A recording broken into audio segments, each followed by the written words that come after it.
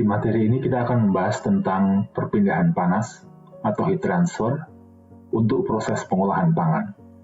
Nah, seperti yang kita ketahui ada 3 macam metode untuk perpindahan panas, yaitu konduksi, konveksi, dan radiasi. Di materi ini kita akan masuk ke konduksi terlebih dahulu.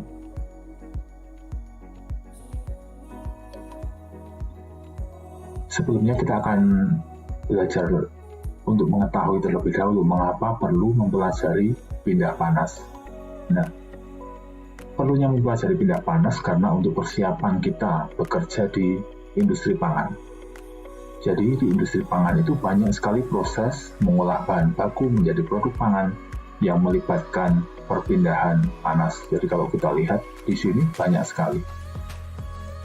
Heat exchanger, kemudian proses pemanasan jus, proses pemanasan susu, pembekuan, roasting, oven, dan lain sebagainya itu melibatkan perpindahan panas.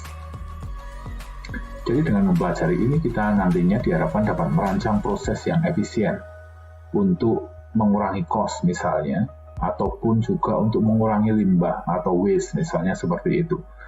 Jadi dengan ini kita bisa kemudian nanti menghitung kebutuhannya berapa. Nah, sekali lagi untuk tujuannya adalah mengetahui seberapa cepat proses pemanasan atau pendinginan itu terjadi, atau nanti kita akan ketahui sebagai the rate of heat transfer, seberapa cepat prosesnya terjadi. Kemudian yang kedua adalah merancang alat yang melibatkan perpindahan panas yang efisien. Jadi kita bisa merancang seberapa tebalkah lapisan oven misalnya, bahan apa saja yang bisa kita gunakan, misalnya seperti itu. Kemudian mengetahui performa alat yang melibatkan perpindahan panas. Jadi ketika kita misalnya di industri pangan yang kita kerja di situ membeli suatu alat misalnya cold storage atau apa gitu, kita bisa tahu performanya berapa, apakah efisien atau tidak, misalnya seperti itu. Atau misalnya contohnya heat exchanger misalnya. Nah, seperti yang sudah kita ketahui bahwa ada 3 model perpindahan panas, yaitu konduksi, konveksi, dan radiasi. Nah, untuk materi keteknikan pangan, kita hanya akan fokus ke yang 2 ini, konduksi dan konveksi, karena 2 inilah yang paling banyak menentukan proses di industri pangan. Kita akan masuk ke konduksi. Konduksi adalah perpindahan panas yang terjadi pada benda padat. Panas akan merambat melalui molekul-molekul yang menjadi penyusun benda padat tersebut.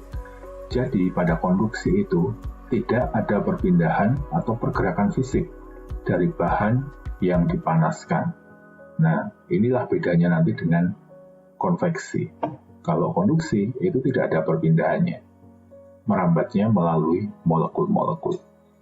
Kemudian syarat terjadinya perpindahan panas adalah ada perbedaan temperatur dari satu sisi dengan sisi yang lain. Ketika terjadi gradien temperatur, maka akan terjadi perpindahan atau perambatan panas. Nah, deskripsinya adalah seperti ini. Misalnya ada sebuah pipa, ya misalnya ada sebuah pipa besi begitu, kemudian kita panaskan. Nah, ketika kita panaskan, maka suhu yang ada di sini akan menjadi lebih tinggi dibandingkan dengan suhu yang ada di sini. Maka akan terjadi perpindahan panas dari suhu yang ada di sini, bagian sini, menuju ke bagian sini. Akan ada perambatan panas melalui molekul-molekul. Ketika pemanasan itu berlangsung secara terus-menerus, maka gradien suhu akan semakin kecil. Suhu yang ada di sini nantinya akan sama dengan suhu yang ada di sini. Seperti itu. Gambarannya adalah seperti itu. Konduksi adalah perambatan pada benda padat melalui molekul-molekul penyusunnya yang ada di sini. Nah, dasar dari konduksi adalah hukum Fourier. Jadi, dapat kita bayangkan adalah misalnya kita ada di sebuah rumah. Kemudian suhu di dalam rumahnya adalah 27 derajat Celcius. Kemudian suhu yang ada di luar rumah adalah 33 derajat Celcius. Maka akan terjadi perpindahan panas dari luar rumah ke dalam rumah. Melalui apa? Tentu saja melalui tembok yang menjadi pembatas antara bagian luar dan bagian dalam. Nah, seperti itu. Pada prinsipnya, perpindahan panas itu terjadi dari suhu yang tinggi menuju ke suhu yang rendah. Nah, kita akan masuk ke konduksi single layer. Jadi artinya ada satu lapisan saja. Ya, ada satu lapisan saja. Perpindahan panas secara konduksi pada satu lapisan. Nah, ini dibagi menjadi dua, yaitu pada bentuk rektangular atau persegi panjang. Contohnya apa? Contohnya dinding. Ya, contohnya dinding. Misalnya dinding refrigerator atau kulkas kita, misalnya begitu. Kemudian dinding cold storage di pabrik-pabrik pembekuan atau pabrik-pabrik yang lain yang membutuhkan cold storage untuk penyimpanan baik bahan baku maupun produk jadinya. Misalnya seperti itu. Atau juga bisa contohnya adalah di wajan atau pen bagian bawah misalnya seperti itu. Kemudian yang kedua yang akan kita bahas nanti adalah pada bentuk radial atau silinder. Kalau ini tadi persegi panjang ya, rektangular, maka yang kedua nanti adalah radial atau silinder. Ini sangat banyak sekali aplikasinya ya. Contohnya adalah pada pipa. Nah, pipa ini kita gunakan di industri pangan untuk segala macam keperluan. Ya, contohnya adalah pipa steam misalnya untuk mengalirkan steam, atau kemudian heat exchanger dan yang lain-lain. Kita akan masuk ke konduksi single layer untuk rektangular atau wall atau dinding.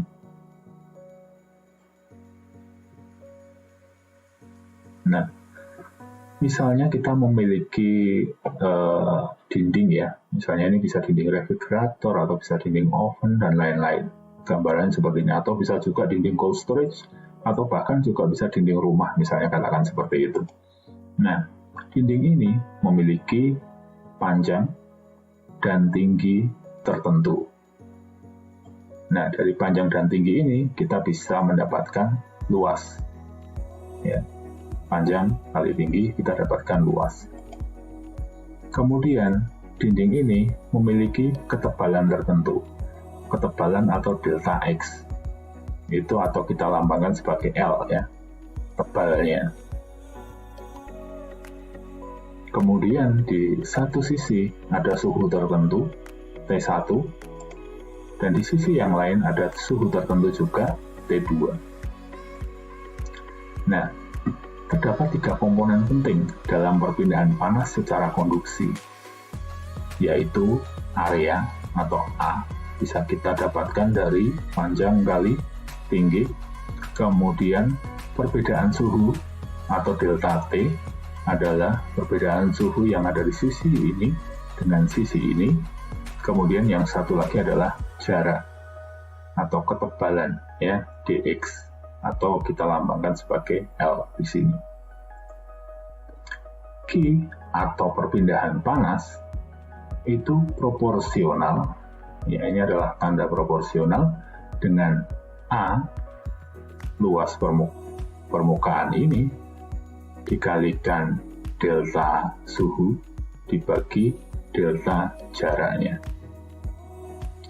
Jadi karena Q itu proporsional dengan rumus ini, maka jika A naik, luas permukaan ini naik, maka perpindahan panasnya pun akan naik. Jika gradien temperatur, perbedaan temperatur dinding satu dengan dinding satunya lagi itu naik, maka Q-nya juga akan naik. Tetapi jika jaraknya ini semakin besar, maka perpindahan panasnya akan semakin turun. Ini adalah proporsionalitas. Nah, untuk merubah proporsionalitas menjadi persamaan atau sama dengan, kita membutuhkan yang namanya konstanta atau K. Jadi seperti ini rumus awalnya tadi, Q proporsional dengan A delta T per delta X. Maka ketika kita ingin mengubahnya ini menjadi suatu rumus persamaan, Q sama dengan, A dt per dx, kita membutuhkan yang namanya K atau konstanta. Seperti ini. Nah, K ini apa? K ini adalah konduktivitas termal dari suatu bahan. Ya, konduktivitas, kalau misalnya tembok tadi terbuat dari batu bata, katakanlah begitu, ya berarti konduktivitas termalnya adalah konduktivitas termal batu bata. Kalau misalnya dari stainless steel, ya konduktivitas termalnya stainless steel. Rumusnya adalah watt per meter derajat Celcius. Jika 1 watt sama dengan joule per second, ya, ingat kita konversi satuan ya, 1 watt sama dengan joule per second, maka konduktivitas termal sama dengan joule per second meter derajat Celcius. Jadi, K adalah berapa panas dalam joule yang dapat ditransfer per detik jika area seluas 1 meter persegi dan perbedaan suhu 1 derajat Celcius, ya. Perbedaan suhu adalah 1 derajat Celcius. Itu pengertian dari K. Nah, kenapa minus? Kenapa minus? Minus ini hanya sebagai kesepakatan bahwa ini adalah tanda bahwa panas akan bergerak dari suhu yang tinggi ke suhu yang rendah. Jadi nanti hasilnya pun tidak minus, hasil akhirnya pun akan tetap positif ya, karena delta ya. Jadi karena delta maka semuanya hasilnya adalah positif, seperti itu. Nah, konstanta ini tergantung dari bahannya seperti apa. Ya, misalnya logam itu konduktivitas termalnya antara 20 sampai 500 watt per meter derajat Celcius. Jadi artinya kalau logam berarti dia mampu menghantarkan panas itu dengan cepat. Nilainya akan semakin besar. Makanya alat-alat memasak itu terbuat dari logam. Ya, seperti itu. Nah, udara pun bisa. Udara itu juga merupakan penghantar panas, tapi tidak baik ya. Jadi kita lihat dari konduktivitas termalnya sangat kecil, 0,0251. Penerapannya di mana? Penerapannya misalnya yang paling mudah itu sweater misalnya. Sweater itu kan rajutan misalnya begitu. Itu kan rajutan. Jadi isinya di antara rajut-rajut itu dia berisi udara. Maka sweater ini mampu menahan atau dia tidak mampu untuk mendistribusikan panas dengan cepat, kan begitu, ketika K-nya kecil. Jadi sweater ini mampu menahan panas tubuh kita supaya tidak menjalar ke luar suhu yang dingin di lingkungan kita. Jadi dia mampu menahan. Nah, karena itu ketika kita memakai sweater maka kita berasa hangat. Kenapa? Karena panas tubuh kita tidak tertransfer ke lingkungan dengan baik. Karena apa? Karena udara tidak mampu menghantarkan panas itu dengan cepat gitu. Nah, kemudian air misalnya 0,5 ini cukup lumayan besar, 0,5 itu nilainya. Maka ketika kita basah ya, atau misalnya ketika kaos kaki kita basah, itu kita akan cepat merasa lebih dingin. Ya, karena apa? Karena suhu tubuh kita yang lebih panas akan tertransfer dengan lebih cepat ketika dalam kondisi basah oleh air. Air akan merambatkan panas tubuh kita dengan lebih cepat ke lingkungan. penggambarannya yang sederhana seperti itu. Makanya misalnya kita juga sering membuat insulasi di industri pangan, itu insulasi untuk pipa-pipa logam, kemudian di luarnya kita beri insulasi supaya mampu mempertahankan panas itu tidak cepat hilang ke lingkungan. Misalnya seperti itu contohnya. Nah, maka laju perpindahan panas adalah, nah ini sama seperti yang kita miliki tadi ya, kita gambar di slide sebelumnya. Nah, terjadi perpindahan panas dari sini, dinding ini, ke dinding yang sana. Maka Q sama dengan minus K. K adalah milik bahan penyusun tembok ini, dinding ini, dikalikan A sebagai luas permukaannya, dikalikan delta T. Delta T adalah perbedaan suhu dari T1 dan T2 dibagi dengan dx atau ketebalan temboknya ini. Nah, itu tadi adalah rumus yang utama seperti itu. Kita bisa mengerjakannya dengan konsep thermal resistance. Kalau kita ingat lagi pelajaran fisika, maka kita kenal konsep tahanan ya, tahanan atau resistansi. Nah, kita bisa mengerjakan persoalan konduksi itu dengan konsep yang sama. Misalnya seperti ini, kalau kita ingat konsep thermal resistance ya, ini ada resistance. Jika Q atau panas itu mengalir dari tembok yang sini, tembok T1 ke tembok T2 ya, karena ada perbedaan suhu, T1 lebih tinggi, T2 lebih rendah, maka Q akan mengalir dari sini. Tetapi kemudian di dalamnya itu ada komponen jarak tembok ya, yang menjadi resistansi adalah komponen jarak tembok dan juga komponen konduktivitas termal bahan dan juga komponen luas permukaan tembok. Jadi resistansi air konduksi, kita katakan begitu, adalah dx ya, delta x dibagi konduktivitas termal dikalikan luas permukaan atau luas penampang, seperti itu. Nah, rumusnya kemudian menjadi seperti ini.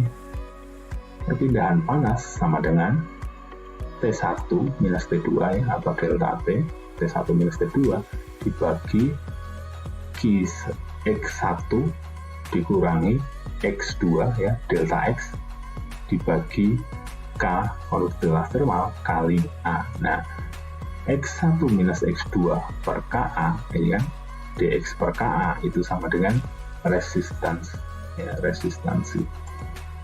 Nah, Q sama dengan T1 minus T2 dibagi R.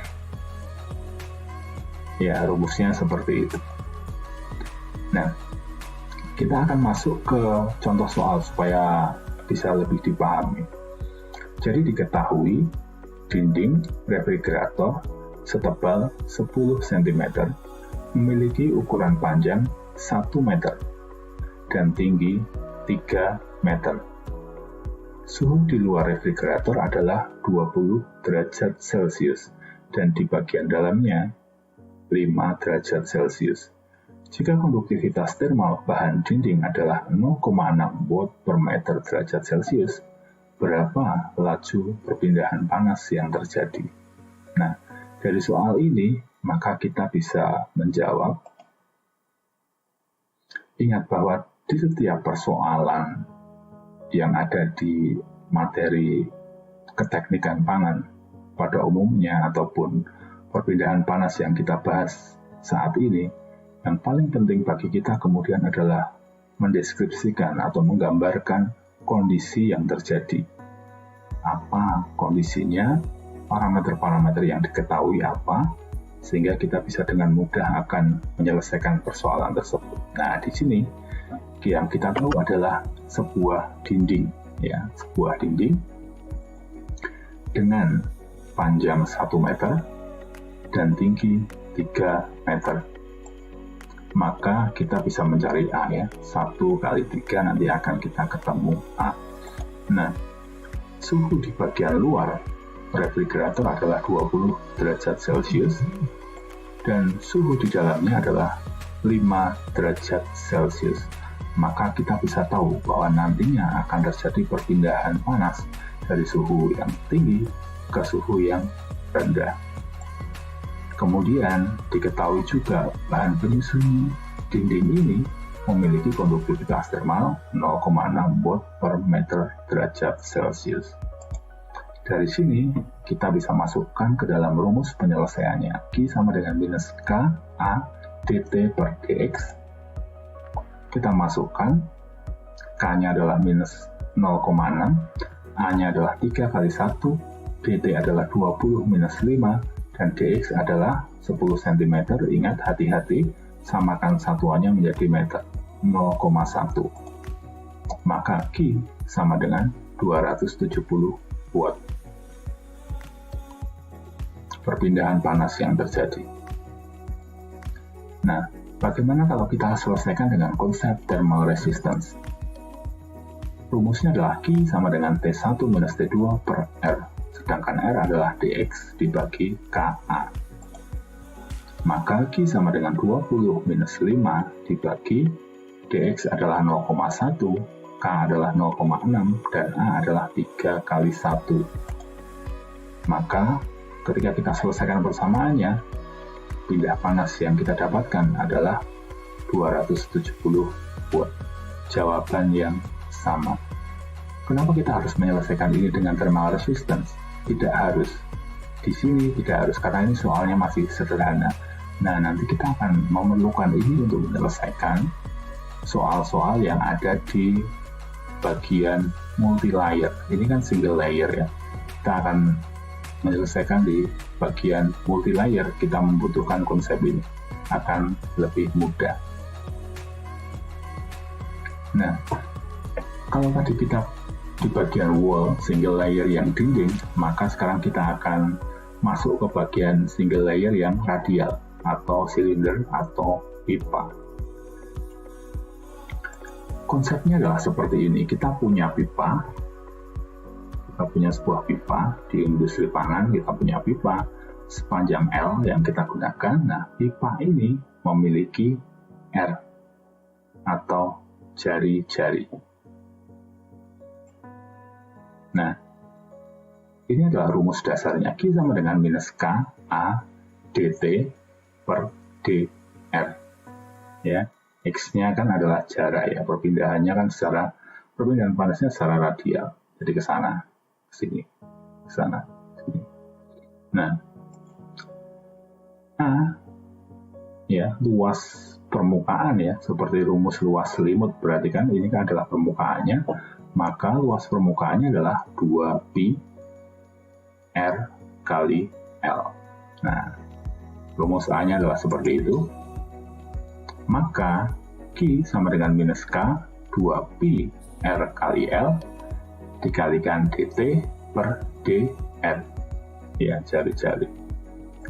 Nah, permasalahannya kemudian menjadi lebih kompleks karena bentuk dari pipa itu kan seperti ini. Pipa memiliki ketebalan. Nah, ketebalannya ada di sini. R, ini ada 2 R-nya. R apa? Nah, R, jari-jari, sampai dengan bagian dinding dalam pipa ini adalah RI atau R inner. Ya, inner. Jadi di bagian dalam. Nah, sementara karena dia memiliki ketebalan tertentu, jari-jari ini R inner ketika ditambah ketebalan tertentu, maka menjadi RO atau R outer, bagian luar.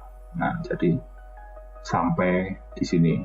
Nah, kemudian T-nya adalah T inner, bagian dalam, dan juga T outer, bagian luar.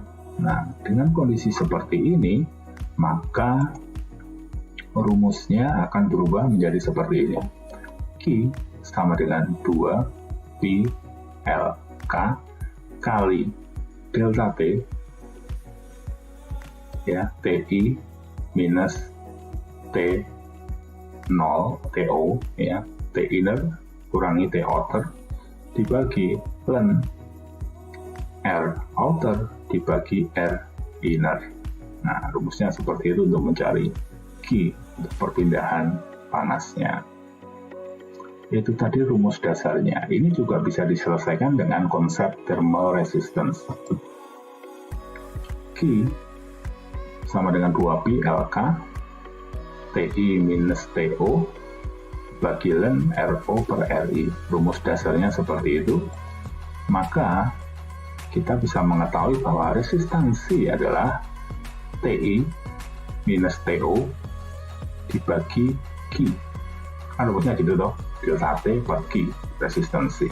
Nah, maka kita harus mencari kemudian R-nya apa? Nah, R-nya adalah ln RO per RI dibagi 2pi LK. Nah, jadi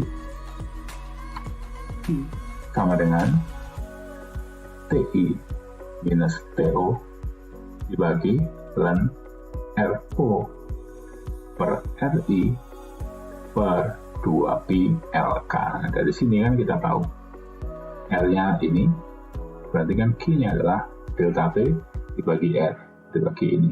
Kita masukkan rumusnya ke sini. Penjabaran rumus ini bisa dilihat di buku acuan kita ya, Introduction to Food Engineering, bisa dilihat di situ. Nah, untuk lebih memahami maka kita bisa menggunakan soal ya, seperti ini. Sebuah pipa stainless steel sepanjang 5 meter digunakan untuk mengalirkan air panas dari ketel menuju heat exchanger. Jika diketahui diameter dalam pipa adalah 4 cm dan ketebalan pipa adalah 2 mm, tentukan laju perpindahan panas yang terjadi apabila suhu bagian dalam pipa 90 derajat Celcius, suhu bagian luar pipa 88 derajat Celcius, dan konduktivitas thermal stainless steel 16 watt per meter derajat Celcius. Kita cermati soalnya, kemudian kita kerjakan soal ini. Penyelesaiannya adalah sebagai berikut. Ingat, pertama kali yang harus kita lakukan adalah menggambar geometrinya seperti apa, kemudian mencari parameter-parameter yang diketahui itu apa. Nah, ada sebuah pipa sepanjang 5 meter. Tadi yang diketahui adalah diameter 4 cm. Ingat ya, bahwa diameter itu sampai sini. Diameter, padahal yang kita butuhkan adalah jari-jarinya. Maka jari-jarinya tentu saja diameter dibagi 2 cm. Nah, tadi diketahui adalah ketebalannya 2 mm. Nah, ini adalah ketebalan sini. Maka air outernya akan tinggal 2 cm ditambah 0,2 cm. Jadinya RO-nya adalah 2,2 cm. Diketahui pula suhu bagian dalam pipa adalah 90 derajat Celcius. Sedangkan suhu bagian luar pipa adalah 88 derajat Celcius.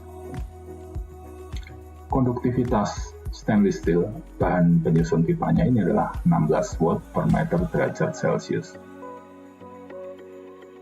Maka bisa kita cari jawaban dari persoalan ini ya, berapa laju perpindahan panasnya. Kita masukkanlah ke rumus standarnya ya, 2pi L kali K T inner minus T outer dibagi ln R outer per R inner. Maka ketika kita masukkan 2pi kali 5 meter kali 16 watt per meter derajat Celcius dikalikan 90 derajat Celcius dikurangi 88 derajat Celcius bagi ln 0,022 per 0,02, kita jadikan semuanya menjadi meter. Maka ketemu perpindahan panasnya adalah 10.542 watt. Cukup simpel. Kemudian bisa juga diatasi dengan konsep thermal resistance, sama seperti single layer yang persegi panjang tadi ya, atau wall tadi ya. Nah, ini adalah rumus dasarnya.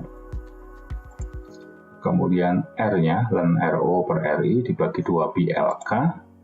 Kita cari ln-nya, ln 0,022 dibagi 0,02 per 2 pi 5 kali 16. Maka ketemunya adalah 0,001897. Itu adalah resistansinya. Nah, kemudian kita masukkan ke sini, Q sama dengan delta T per R. Maka bisa kita ketahui 90 minus 88 dibagi 0,001897. Ketemunya adalah Q sama dengan 10.542. Sama dengan ketika kita mengerjakan memakai rumus dasarnya. Nah, kemudian kita akan masuk ke konduksi multilayer. Aplikasinya apa? Aplikasinya adalah untuk insulator misalnya.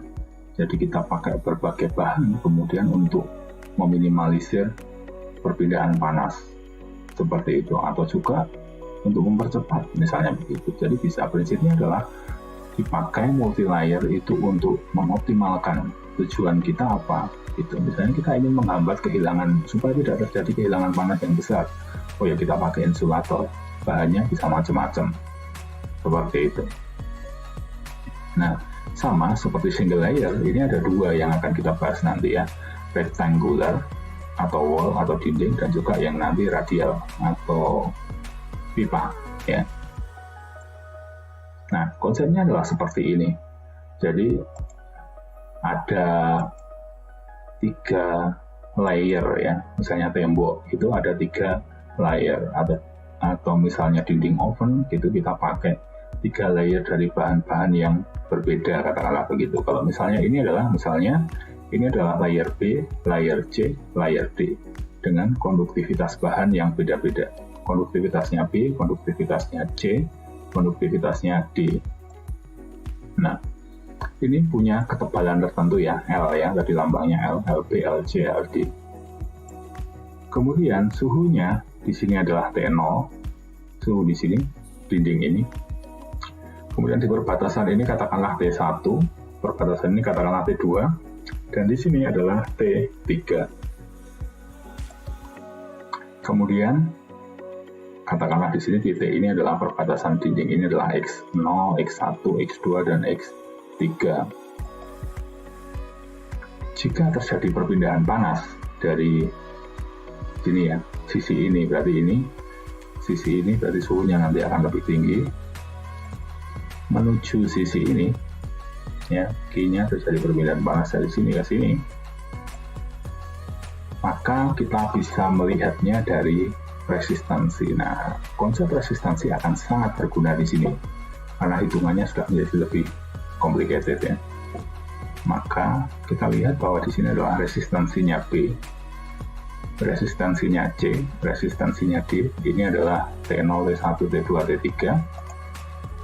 Maka kalau kita tahu bahwa resistansi adalah L dibagi K, konduktivitas termal, kali A ya, luas permukaan, maka kita bisa tahu bahwa resistansinya B adalah lebarnya B dibagi konduktivitas termalnya B dikali luas permukaan atau A ya, dari sisi yang sebelah sini. Begitu juga dengan RC, resistansi C adalah lebarnya C dibagi konduktivitas termalnya C dikalikan luas permukaannya. Kemudian RD juga begitu, lebarnya D dibagi konduktivitas termalnya D dikalikan A. Nah, kita bisa lihat dari sini ya, sisi sini A adalah ini panjang kali tinggi, seperti itu. Untuk 3 ini ya sama berarti A-nya. Nah, kemudian kita melanjutkan rumus ini menjadi Q sama dengan dt per L ya, kita tahu kan rumus dasar resistansinya seperti itu. Maka dari permodelan ini kita bisa tahu bahwa perpindahan panas sama dengan T0 dikurangi T3 di sini dibagi resistansinya, ini adalah RB ini adalah RC, ini adalah RD yang kita tahu dari sini, RP, RC maupun RD. Nah, kemudian kegunaannya apa? Memakai resistansi ini, kegunaannya adalah mau seberapa pun jumlah lapisannya kita bisa hitung. Mau lebih banyak dari 3, misalnya 5 atau 10, itu kita bisa hitung semua. Ataupun misalnya lapisannya hanya 2, misalnya seperti ini ya contohnya. Kalau misalnya lapisannya hanya sampai TC gitu, B dan C gitu, berarti sampai suhu T2, maka sama saja rumus dasarnya adalah sama. Maka delta T-nya ya hanya T0 dikurangi T2, kemudian R-nya itu hanya RB dan RC. Nah, seperti itu. Nanti kalau misalnya ada 5, nah ini juga misalnya katakanlah sampai E, sampai F, itu ya sama aja nanti. Berarti kan T-nya jadi T4, ada T5, berarti T0 minus T5, misalnya begitu. Kemudian R-nya juga B, C, D, E, dan F, katakanlah begitu, ketika lapisannya ada 5, dan seterusnya. Itu bisa kita hitung semua. Nah, untuk lebih memahami, maka kita lihat soalnya. Dinding sebuah oven dirancang dengan 2 lapisan stainless steel. Untuk mengurangi kehilangan panasnya, maka diberikan 1 lapis insulator di antara kedua lapisan stainless. Jika diketahui suhu bagian dalam permukaan dinding oven adalah 200 derajat Celcius, suhu dinding luar adalah 50 derajat Celcius, ketebalan masing-masing lapisan stainless steel adalah 2 mm, dan ketebalan insulatornya 5 cm. Berapakah laju perpindahan panas oven tersebut per meter persegi area? Konduktivitas thermal stainless steel 16 watt per meter derajat Celcius dan insulator 0,055 watt per meter derajat Celcius. Nah, penyelesaiannya adalah seperti ini. Kita gambarkan dulu semuanya, ada 3 lapis, 2 lapisan stainless steel yang sama, ketebalannya 2 mm, 2 mm ya. Kemudian untuk mengurangi laju perpindahan panasnya, maka di tengah-tengahnya ini disekat dengan insulator ya, disekat dengan insulator. Kita tahu tadi, diketahui juga bahwa konduktivitasnya stainless steel adalah 16. Sama ya, berarti yang A dan C sama. Sedangkan insulator, namanya juga insulator, kita lihat konduktivitasnya pasti jauh lebih kecil, 0,055 watt per meter derajat Celcius. Nah, diketahui bahwa suhu bagian dalam oven 200 derajat Celcius dan suhu bagian luarnya adalah 50 derajat Celcius. Kemudian kita bisa tahu bahwa pasti terjadi perpindahan panas dari dinding bagian dalam ini ke bagian luar sini. Nah, seperti itu. Kita menggambarkan ini untuk lebih mudah bagi kita untuk membayangkan. Maka kita bisa menyelesaikan dengan menuliskan rumus awalnya, dt per R Q sama dengan dt. Dt adalah T ini, bagian sini dengan ini ya, 200 minus 50 dibagi R. R-nya yang mana? Karena R-nya ada 3 lapis, maka L-nya milik R-nya A, RB, dan RC. Kita lihat LA per K ya, KA ya, konduktivitasnya A dikalikan A, kemudian jaraknya B dibagi konduktivitasnya B kalikan A, kemudian lebarnya C dibagi konduktivitasnya C dikalikan A. Jika kita selesaikan, maka menjadi Q sama dengan 200 dikurangi 50 dibagi ini ya, 2 mm kan, 0,002 meter dibagi 16 ya, dibagi 16 konduktivitasnya kali 1. Kemudian yang ini 0,5 dibagi 0,055 kali 1 ya, 5 cm kan 0,5. Kemudian yang ini 2 mm, 0,002 dibagi 16 kali 1. Kenapa 1? Karena pertanyaannya tadi adalah, ketika kita ingat pertanyaannya ya, bahwa berapa laju per meter persegi, jadi 1, hanya 1. Ya, seperti itu. Jika kita selesaikan, maka Q sama dengan 165 watt. Nah, kemudian kita masuk ke konduksi multilayer yang radial atau silinder atau pipa. Konsepnya adalah seperti ini. Nah, konsepnya adalah kita punya pipa. Kemudian kita gunakan katakanlah untuk mengalirkan steam. Kemudian supaya panas steam itu ketika dialirkan tidak hilang percuma ke lingkungan, karena kan biasanya stainless. Ya, stainless itu menghantarkan panas dengan sangat baik. Jadi steamnya itu kemudian akan dengan sangat mudah dia merambat keluar dan hilang di lingkungan. Nah, untuk mengurangi itu maka harus kita tambahkan insulator supaya memperkecil perpindahan panas tersebut, jaket atau insulator dengan bahan yang tentunya konduktivitas termalnya lebih kecil. Nah, jika kita ketahui ada pipa A, katakanlah begitu ya, lapisan yang dalam ini adalah A, kemudian lapisan yang luar adalah B. Kemudian pipa ini sepanjang L. Nah, sama seperti yang tadi ya, bagian dalam jari-jari sampai dengan bagian dalam pipa ini adalah R1. Ya, katakanlah kalau yang tadi R inner, R outer, ya paling gampang kan begitu tadi.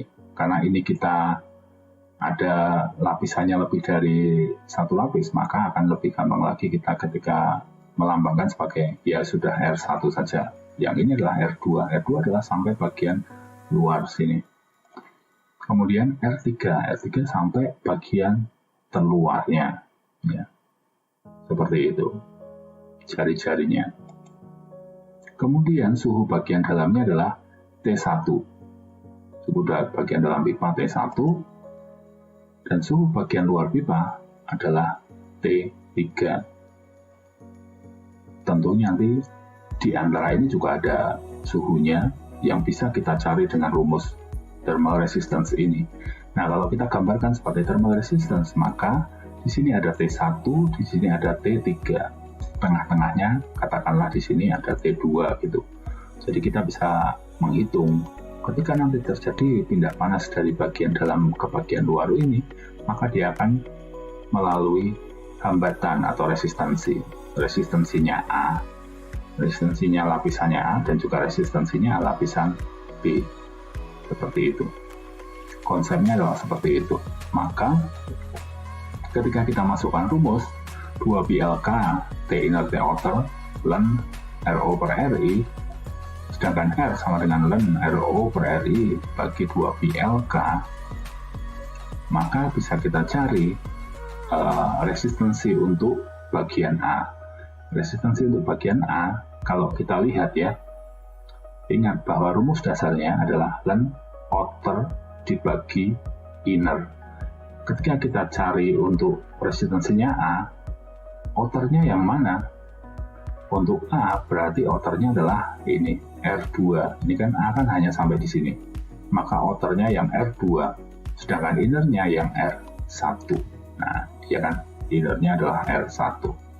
2pi L kali Ka, konduktivitasnya A. Nah, kemudian RB, resistansinya B, kita lihat outernya yang mana kalau kita membahas B. Outernya maka jari-jari bagian luarnya yang mana? Maka jari-jari bagian luarnya adalah yang ini, R3. Ingat ya, outer sampai sini. Nah, kemudian jari-jari bagian dalamnya yang mana? Kalau kita membahasnya B, berarti bukan R1 ya, adalah R2. Jadi kan B, R3 di sini, dan R2 yang ada di sini. 2pi dibagi 2pi L kali konduktivitas termalnya bahan B. Seperti itu. Maka rumus Q sama dengan T1 minus T3 yang bagian sini minus bagian paling luar dibagi ln R2 per R1 per 2pi LKA ya, tambah ln R3 per R2 per 2pi LKB. Nah, jadi kan rumusnya kan sebenarnya kan delta T dibagi RA plus RB. Jadi penjabarannya adalah seperti ini. Nah, Ini adalah soal untuk lebih memahami. Sebuah pipa stainless steel sepanjang 5 meter digunakan untuk mengalirkan tepik air panas dari ketel menuju heat exchanger. Diketahui diameter dalam pipa adalah 4 cm dan ketebalan pipa 2 mm. Suhu bagian dalam pipa 90 derajat Celcius dan konduktivitas thermal stainless steel 16 watt per meter derajat Celcius. Jika pipa tersebut diinsulasi dengan ketebalan 2 cm, konduktivitas termalnya 0,02 watt per meter derajat Celcius. Diketahui suhu permukaan luar insulasi adalah 35 derajat Celcius. Berapakah panas yang hilang dan berapa suhu permukaan luar pipa stainless? Kita cermati soalnya lagi dan kita mencoba menyelesaikan. Nah, seperti biasa penyelesaiannya adalah dengan Anda menggambar geometrinya seperti apa sih, gitu ya. Ada sebuah pipa sepanjang 5 meter. Nah, pipa stainless. Jadi ada pipa stainless. Stainless adalah bagian yang A, ya. Kemudian diketahui bahwa diameter dalamnya adalah 4 cm, maka jari-jarinya adalah 2 cm. Jari-jari R1 ya, bagian dalam. Kemudian jari-jari bagian luarnya, karena kita tahu ketebalannya adalah 2 mm, maka R2-nya adalah 2,2 cm. Oke. Kemudian, untuk mengurangi perpindahan panasnya, maka dia perlu insulasi, perlu selimut. Pipa ini perlu diselimuti dengan bahan B. Ya, dengan bahan B dengan ketebalan 2 cm, maka jari-jarinya ini berubah. Untuk R3-nya, maka 2,2 ditambah 2 cm, jadinya 4,2 cm. Diketahui pula suhu bagian dalamnya adalah 90 derajat Celcius, sedangkan suhu bagian luar di sini adalah 35 derajat Celcius. Nah, pertanyaannya tadi adalah berapa perpindahan panas dari bagian dalam sini ke bagian luar sini. Berapa perpindahan panasnya. Kemudian pertanyaan selanjutnya adalah suhu di bagian luar stainless. Gimana? Karena pipa stainless A, maka suhu di sini itu berapa? Suhu T2 ini adalah bagian luar stainless steel. Nah, kita gambarkan thermal resistance-nya sama seperti ini. Oke, kemudian kita tuliskan rumusnya. Rumusnya adalah seperti ini ya, delta T ditambah dibagi resistansi A ditambah resistansi B. Resistansi A rumusnya ini, resistansi B rumusnya ini. Kemudian tinggal kita masukkan 90 dikurangi 35 dibagi 0,022 per 0,02 dibagi per 2pi kali 5 kali 16 ditambah ln 0,042 ya. Ini R3-nya ini dibagi 0,022 F2 per 2pi kali 5 kali K-nya B 0,02. Maka 55 dibagi 1,0298. Ketemunya adalah 53,40 watt. Kemudian pertanyaan selanjutnya adalah berapa suhu yang ada di sini? Berapa suhu yang ada di luar sini? Maka kita bisa langsung mencari dari rumus T1 minus T2 sama seperti yang satu lapis tadi ya. T1 minus T2 dibagi ln 0,022 ya, R2 dibagi 0,02 R1 per 2pi kali 5 kali 16 stainless steel. Q sama dengan 90 minus T2 yang dicari dibagi 0,001897. Maka ketemu 89,8 derajat Celcius. Ini bukan Q ya, ralat ya, ini adalah T2. Maka T2-nya sama dengan 89,8 derajat Celcius dari Q yang sudah ketemu. Q sama dengan 53,40 ya. Ketika kita 53,40 di sini, maka T2-nya bisa kita cari ya. 53,40 dikalikan 0,001897. Maka T2 sama dengan 90 dikurangi hasilnya ini.